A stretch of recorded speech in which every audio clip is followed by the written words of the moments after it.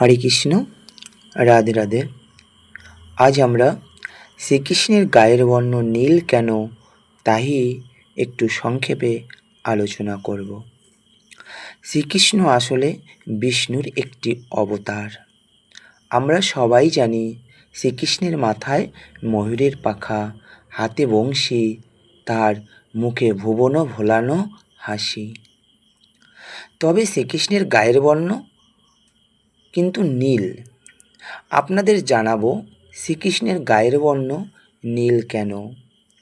হ্যাঁ বন্ধুরা, এই নিয়ে নানা ধরনের প্রচলিত আছে মতামত কেন কৃষ্ণের গায়ের বর্ণ নীল।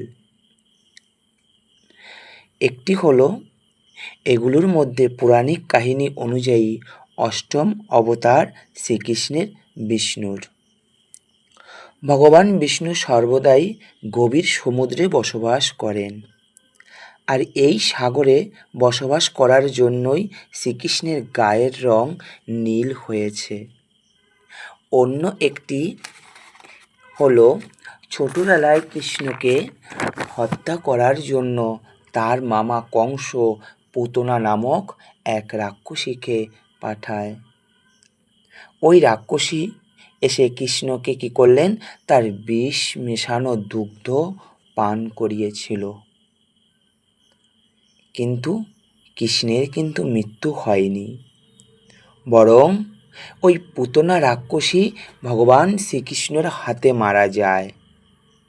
আর যেই দুগ্ধ পান করেছিল, বিষ মাখানো দুগ্ধ, ওই দুগ্ধ যেই না মাত্র পান করেছে, কৃষ্ণের গায়ের রং নীল হয়ে গেছে। হ্যাঁ বন্ধুরা, তৃতীয় কাহিনীটি হলো যমুনা নদীতে কালিয়া নাগ নামক একটি নাগরাজ বসবাস করতেন, যার উপদ্রবে গ্রামবাসীরা সমস্যায় ছিলেন। এই কালিয়া নাগ ওই যমুনার জলের মধ্যে বিষ ছেড়েছেন, আর ওই জলের মধ্যে বিষে সকল জীবজন্তু মারা যেত। যেই ওই যমুনার জল পান করত, সেই প্রাণ ত্যাগ করত। ভগবান শ্রীকৃষ্ণ কী করলেন, এই সমস্যা সমাধানের জন্য কৃষ্ণ কালিয়া নাগের সাথে যুদ্ধ করেন। আর যুদ্ধের সময় কালিয়া নাগের থেকে নির্গত ওই বিষের প্রকোপে শ্রীকৃষ্ণের গায়ের রং নীল হয়ে যায়। আর শ্রীকৃষ্ণের জন্ম হয়েছিল বিশ্বের সকল দৈত্য দমন করে ধর্ম প্রতিষ্ঠা করার জন্য। আর বলা হয় যে শ্রীকৃষ্ণের এই নীল বর্ণ শুধু তারাই দেখতে পারেন যারা সত্যিকারের কৃষ্ণের ভক্ত।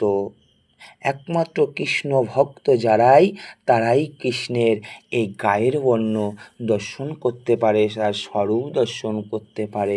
হরে কৃষ্ণ, রাধে রাধে বন্ধুরা।